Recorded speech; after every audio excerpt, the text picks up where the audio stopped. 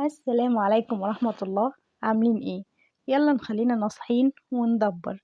عندي شوية كوسة كده وصدر فرخة واحد بس ومقسم يعني نصه تقريبا مش صدر فرخة كاملة. هنعمل النهاردة منه أحلى وجبة اقتصادية، طعمها يجنن هيعجبكم جدا، مش هتبطلوا تعملوها.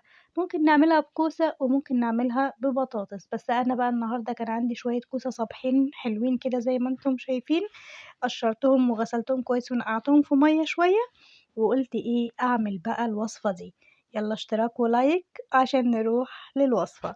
معايا شوية زبدة سيحتهم عشان احنا عارفين ان اللحوم ايه ما تنزلش على طاسة باردة، لازم تنزل على طاسة سخنة. قطعتها شرايح كده وهي متلجة علشان اعرف احدد السمك اللي انا عايزاه، طول ما هي فكة مش هعرف اقطعها التقطيع الكويس اللي انا عايزاه. فقطعتها كده بالشكل ده كأني عاملة شاورما. تمام، بس اتخن شوية علشان ما يتهريش مني في الخلطة بتاعتي او في الوصفة بتاعتي، معلش. هاشوّحها كده شوية لغاية لمّا يبدأ لونها يغيّر وتبدأ تدّي اللون الدهبي تقريبًا، نزلت عليها ببصلاية وسط تقريبًا مش كبيرة أوي، عايزة كتّري البصل ما فيش مشكلة، عايزة تقلليه زي ما أنتِ عايزة. أنا بالنسبة لي كانت بصلاية وسط حلوة أوي في الوصفة دي، لإن كمية الكوسة عندي كانت ما شاء الله كبيرة، كانت أزيد من نُص كيلو تقريبًا. هاسيبهم بقى الاتنين يتشوّحوا مع بعض، البصلة تاخد طعم الفراخ والفراخ تاخد طعم البصلة كده مع بعض، وبعدين أبدأ أنزّل الكوسة بتاعتي.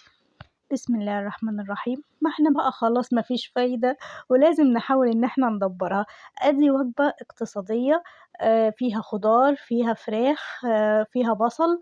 هناخد بقى حبّة منها كده على شوية رز، وبارك الله فيما رزق، يبقى شوية فراخ يطلعوا على شوية كوسة، والحمد لله رب العالمين على كده، وألف حمد وشكر على النعمة.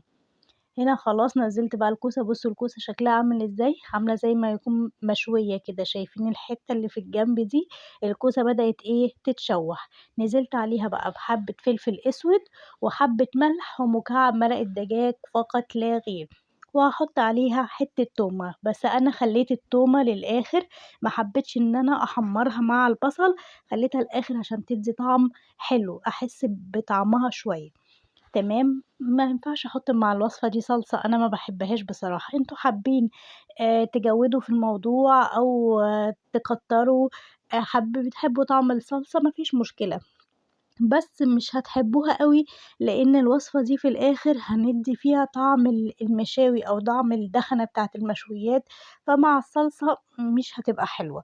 فهي الوصفة كده حلوة أوي يعني زي ما أنا كده باعملها. ممكن نبدِّل الكوسة بأي خضار تاني للي ما بيحبش الكوسة.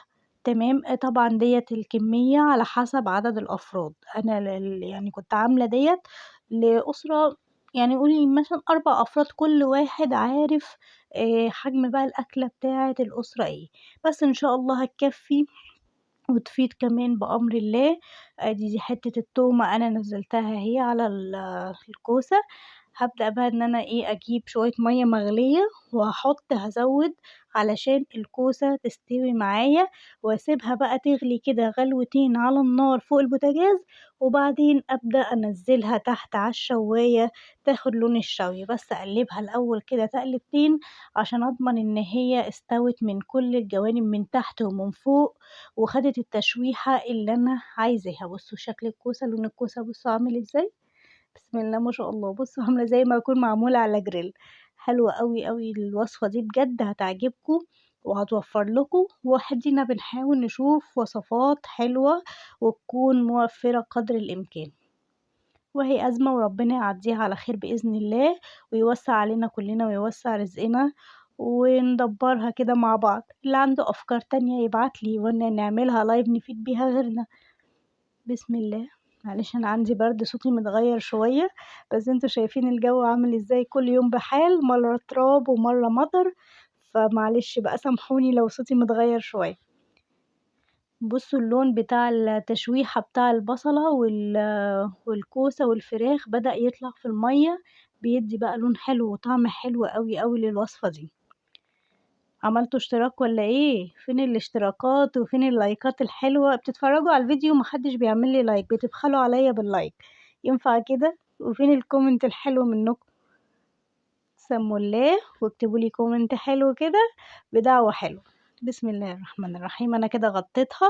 بصوا هنا بدأت بقى، هسيبها تغلي كده غلوتين على النار، واول ما تبدأ تخش في السوا هسيبها تكمل سواها بقى ايه في الفرن.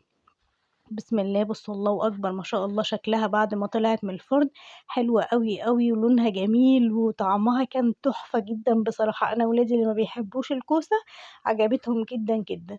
هنا بقى بدأت أحضّر الورقة بتاعة الفحمية دي، والفحمية على النار هاحطها وأغطي الصينية بتاعتي حوالي نُص ساعة. هنا أهي بصوا الدخنة بتاعة الفحمة طالعة إزاي، سيبها بقى نُص ساعة مع نفسها، وده كان الشكل النهائي لصينية الكوسة بالفراخ بتاعتنا.